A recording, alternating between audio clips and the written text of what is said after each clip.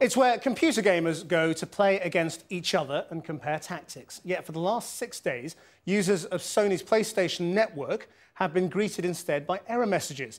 The electronics giant says it's shut down the service, which is used by 75 million people worldwide, after suffering what the company called an external intrusion last Wednesday. However, it's unclear who was behind the hacking attack, as our technology correspondent Benjamin Cohen reports. It was billed as the way to play computer games with your friends from all around the world. 75 million homes are connected to the PlayStation Network. It turns games into social experiences, breathing new life into long-forgotten characters like Sonic the Hedgehog. But it's been offline for 6 days, an embarrassing failure for tech giant Sony, and its legions of games obsessives are outraged. It's a real pain. It's been a lovely bank holiday. Sometimes I just want to go on there for a couple of hours and it can't. And it does disrupt you, because not just the games, it's the online films. Yeah, we had a family evening. Normally we would download a film. We can't. It's also the music, because the PlayStation 3 is a complete multimedia device. So it has been a right pain over this bank holiday break.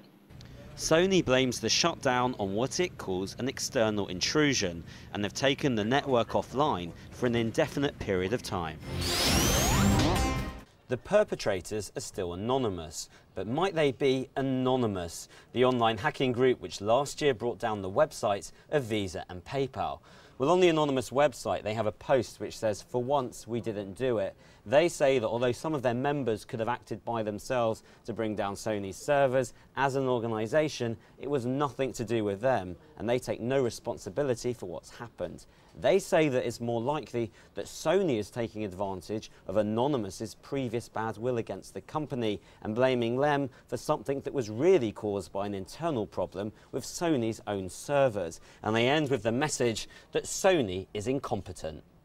Whoever's right, the big fear is that if someone has broken in, they might have accessed the personal data, maybe even credit card details, of tens of millions of PlayStation customers. Sony as an organisation do collect a lot of customer details, so who uses their network, how they pay for things, names, email addresses, postal addresses, whatever it may be. So it would be good to be able to reassure their customers. But they're doing the right thing right now in terms of taking their stuff offline, making it inaccessible, and fixing whatever was broken before it comes back online again. Today, Sony announced the launch of the PlayStation tablet computer, but didn't mention the shutdown of the PlayStation Network that the device is supposed to connect to. There was one upside. This all took place while Britain was enjoying one of the sunniest Easter weekends that anyone can remember, which at least encouraged some of Britain's most hardcore gamers out into the fresh air for a change.